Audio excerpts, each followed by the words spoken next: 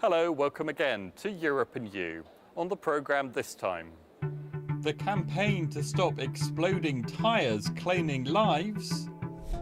More powers for Scotland. Can we learn from other regions of Europe? And in the studio, Britain's still failing air pollution rules, so should Europe get tough?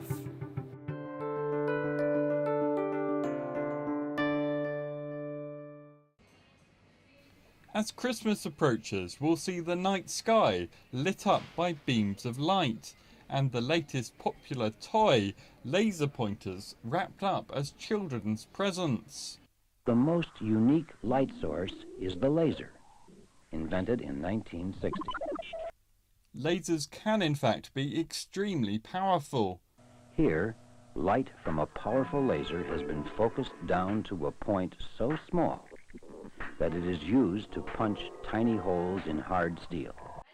Research by eye experts in Sheffield found in 1 year alone, 7 children in the city had their eyesight permanently damaged in accidents involving laser pointers.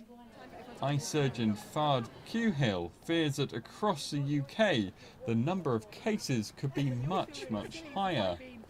One of the reasons why I'm on this kind of mission, it's one thing to have to break bad news to a parent of a child that they've lost vision due to disease or because of a birth abnormality or a defect. It's another thing when it's because they bought something as a present, as a stocking filler, an innocent toy, but actually it ended up causing a permanent life-changing injury to their retina and to their eyesight. There's particular concern over their availability to buy online, especially products made outside Europe where safety standards may be lower. Linda McAvan, Labour MEP for Yorkshire and the Humber, is investigating what action the EU could take. I want to talk to the Commission about regulation of the internet market, talking to the Chinese about banning these kind of products altogether. You don't need a very strong laser. There's no use for them as a consumer product, and really they shouldn't even be manufactured. The European Court of Justice has been considering the case of a Romanian woman in Germany who was denied access to social support because the authorities concluded she had no intention of seeking work. The court has now ruled national law can be used to exclude people from other countries from receiving certain benefits if they don't have a right to residency. The Prime Minister has recently outlined plans designed to cut immigration and promised too to cut the British welfare bill. Lib Dem Catherine Bearder says when it comes to so-called benefit tourism, the court ruling has made it clear that EU law will not stand in his way. This has just clarified there are rules already. You don't have to pay benefits to somebody for 3 months, and that's the European minimum. The UK is much more generous than that, and that is an issue for the UK government, not for the European Union. We will get the benefit of the people that want to work coming to Britain, for instance, but we will not get the people coming to Britain who are going to abuse our system, which is, I think, what gives most people the deepest concern. Still to come. Cutting costs, costing lives. Why a local MP has turned to Brussels to try and make public transport safer. And Northern Ireland's leaders on why they say Europe matters for the peace process.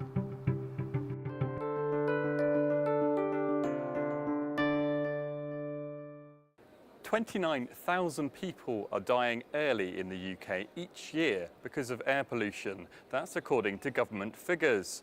The EU has introduced tough targets on pollutants, but the UK is failing to meet the levels required. Earlier this year, the government admitted that in 16 places right around the country, from Glasgow to Southampton, the EU targets will not be met until 2020 or even 2030. The environmental organisation Client Earth took legal action saying the government has failed in its duty. Now the European Court of Justice has ruled that Britain has an obligation to meet the targets. Joining me to discuss what should happen next, Client Earth's lawyer Alan Andrews and Roger Helmet is UKIP spokesman for Energy and Industry. Alan Andrews, to you first, the significance of this judgment. Well, I think this judgment is hugely significant. The European Court has ruled that people in Britain, as EU citizens, have a right to breathe clean air, and the national courts in Britain have a duty to uphold that right.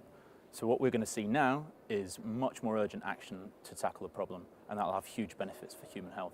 Roger Helmer, what do you make of this judgment? Well, in a sense, the court decision is merely a truism. You can read the limits actually in the law. We're in excess of the limits, so technically we're in breach of the law. The question is, are the regulations appropriate? Can we practically live with the consequences of them?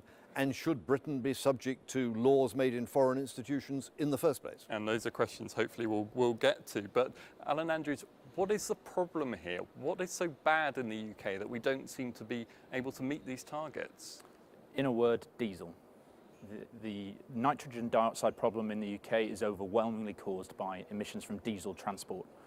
The problem in the UK is that the government has encouraged people to drive diesel vehicles instead of petrol, and they're far more polluting, sometimes by more than 40 times a petrol equivalent car. We all want to breathe clean air, Roger Helmer. Would you agree that these EU targets are a good thing? That's what they're aimed to do, after all. Not at all. We agree that we want to stop pollution, and I will qualify that by we're talking about sulfur dioxide, nitrous oxide, particulates.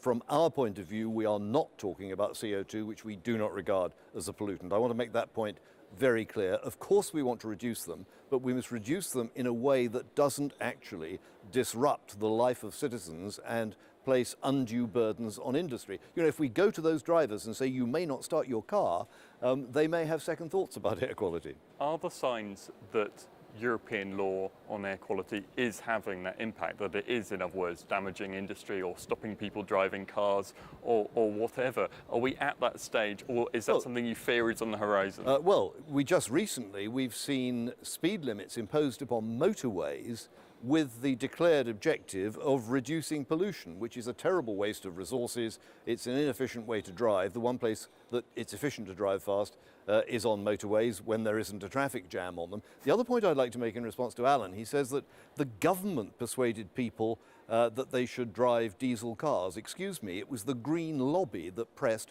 for diesel because it reduced CO2 emissions. So 5 years, 10 years ago, we were saving the planet by driving diesel. Today, we're killing ourselves by driving diesel. As a motorist, I am sick to death of being given different messages. I mean, that does seem to be a problem, doesn't it? That we went for diesel in a big way in the UK. Something was wrong with that. The message was wrong, whether it was the Green groups to blame or the government. Well, quite simply, that was a mistake. We thought diesel was the way to go because it had lower carbon emissions. What we didn't realise, but what we should have realised, was the major health impacts associated with diesel. So that was a policy mistake, one that we should have seen coming a long time ago and change direction. So it's very good of Alan to admit that it's a policy mistake, but I could sit here for 10 minutes and tell you about other policy mistakes that are coming out of the Green lobby, the excessive use of renewables being extremely high on that list. There is just a whole litany of errors made by the Green movement. They want to save the planet, and we end up doing daft things that damage the economy. Alan Andrews, what's your advice then to the government faced with this issue of, you know, we have way too many diesel cars, pollution levels way above the level we're meant to have in Europe? What should be done about it? And, you know, they don't seem to be able to get grips with it so far. I mean, unfortunately, there's no silver bullet. There's no one magic policy that's going to solve this problem overnight. What we need is a comprehensive plan to clean up diesel transport, a national system of low emission zones like the one that's being proposed for London is one solution that would have a major benefit. The way a low emission zone works is it bans or charges certain types of vehicles from entering a highly polluted area unless they meet a certain emission standard.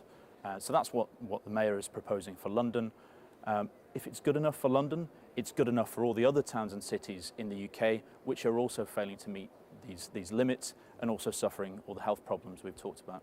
Roger Helmer, you don't agree with the EU dealing with this problem, so how would you do it differently? Because I think you accept that there is a problem here, that these nasty air pollutants, as you mentioned earlier, nitrogen dioxide and so forth, are a problem. They're causing people to die prematurely, and something needs to be done about it. I mean, what we would like to do is to see a British government working with British industry and with British medical institutions and so on, and looking at what makes sense for our country in order to get clean air for our people. And we have a different country, we have different population density, we have different industries.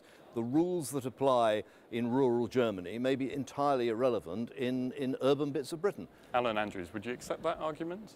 No, not at all. Whether we live in Britain or Germany or America or Japan, we still have the same physiology, we still suffer the same health effects from air pollution. We suffer from asthma, lung cancer, heart disease, strokes, regardless of where we live. And the point that air pollution is less bad in the countryside, well, frankly, that's irrelevant. The vast majority of the population live in our highly polluted urban areas where the pollution is worst. I'd like to move on slightly to air pollution laws that are on the horizon. Alan Andrews, to you first. The EU is considering further future targets. What would you like to see come out of Europe now on top of what we already have? Well, first we need to enforce the laws that we've got in place as a very minimum safeguard for human health. But what the science is telling us now is that the current EU limits are actually inadequate to protect human health. They need to be stricter. But for us to achieve those, what we really need to start doing is looking at the overall emissions from Europe. We need to start looking at the transboundary pollution, the pollution that knows no national borders. And to do that, we need the National Emissions Ceiling Directive, which has been proposed by the Commission.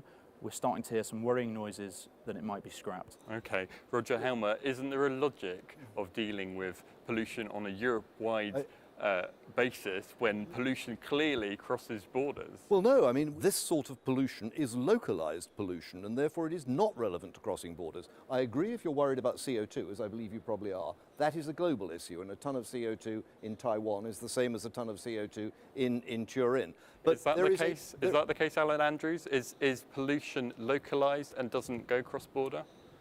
Nitrogen dioxide, the pollutant issue in our case, is relatively localized. Other types of pollution which are harmful to human health, particulate matter, SO2 that Roger mentioned, have a very big transboundary impact. Everyone remembers the problem. They have a cross-boundary impact. Need to be dealt with perhaps on a cross-border basis. Point here? Do they need to be dealt with on a cross-border basis? Given the fact that let me make an important point. You mentioned earlier on that 20-something thousand people were said to die early as a result of air pollution. Let's remember that in Britain, and I believe across Europe too, life expectancy is going up by leaps and bounds. So this idea that we're all subjected to terrible pollution that's killing us off, no, we are not. We are getting healthier, we are living longer, that is all good. The exhaust from cars is incredibly clean to what it was 20 or 30 years ago. Industry is being controlled. Things are getting better. We're running out of time, but just a couple of points I'd like to finish on. You mentioned it earlier.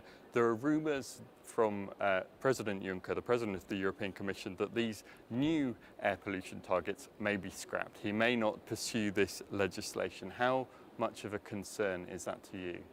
Well, it's a huge concern. I mean, yes, we need action at the city level and at the national level, but we also need to take care of the transboundary pollution. That will require the National Emissions Ceiling Directive. If that's scrapped, we're looking at not having any new legislation on the table for the foreseeable future, and that will have major impacts for human health. If there is a case for transboundary agreements, and there may well be, we in UKIP would say we are very happy with that, provided we have agreement on a voluntary intergovernmental basis. What we fundamentally object to as an affront to democracy is undemocratic, unaccountable institutions, foreign institutions in Brussels, making decisions that are imposed on our country. We can't accept that. We won't accept that. We're going to have to leave it there. We've run out of time, but thank you very much. Thank you very much, both of you, for joining me. Thank you.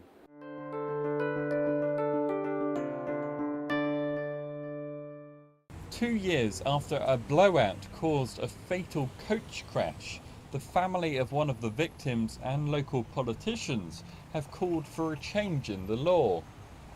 The coach was travelling back to Liverpool from the Isle of Wight when one of the tyres exploded. 2 passengers and the driver died in the crash.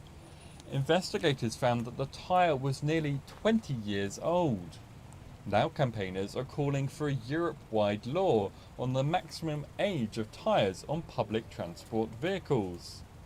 If you ask the general public, would they be happy in travelling on a coach or for a HGV to have tyres that are probably older than any of their children, and trust your safety to a product that's 20 odd years of age? I think the vast majority of people would say no, but they're unaware that this is happening. I believe as a starting point we should exchange best practice about what happens in our member states, but I actually fundamentally believe ultimately we need EU legislation which is about the lifespan of a tyre on a HGV or a coach.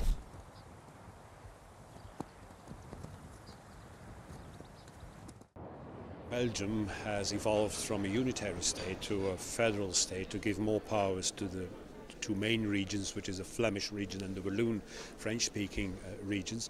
But what our experience is that our model doesn't really work because it's too complex. So one advice would be keep it simple.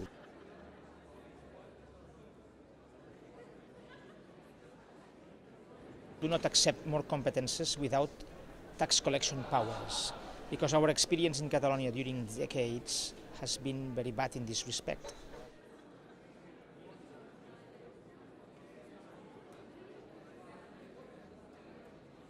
A lot of decisions that are made out here in Brussels have a direct impact on devolved powers in Scotland. So Scotland needs a greater and a direct say in European negotiations. That's absolutely vital.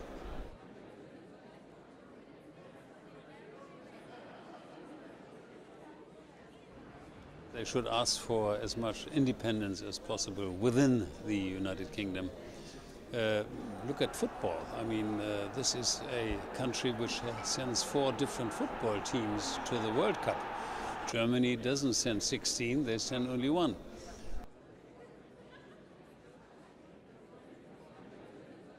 We are now, if you like, on the cutting edge of what will be reform, and that includes things like income tax, it includes the share of VAT and so forth. A parliament that spends money has to raise money. With that comes responsibility, and with that I think becomes the next step of what will be the devolution of Scotland. The leaders of Northern Ireland's biggest political parties have been in Brussels in recent weeks, whilst peace talks have been continuing back home. Northern Ireland has received billions of pounds from the EU in financial support and political help too in setting up and running the Assembly. Their message to Europe was that they still believe the peace process can make progress.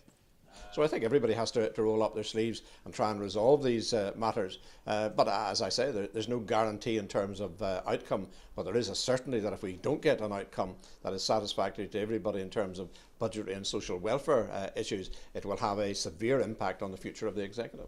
The peace programmes in the past, the peace programmes in the future are all hugely important, as are the Interreg programmes and the LEADER programmes. The European Union has a very, very important role to play. And of course I've made repeated analysis that the next vital stage of our process is the whole process of reconciliation. The talks cover a wide range of things, from the budget to welfare reform to institutional reform up at Stormont, through to the legacy issues of parades, dealing with the past, and the flag issue. We are serious about dealing with all of those because the status quo is not acceptable anywhere. Thanks for watching Europe in You. Follow us on Facebook and Twitter and watch video interviews on our website and via our iPhone app. Until the next time, goodbye.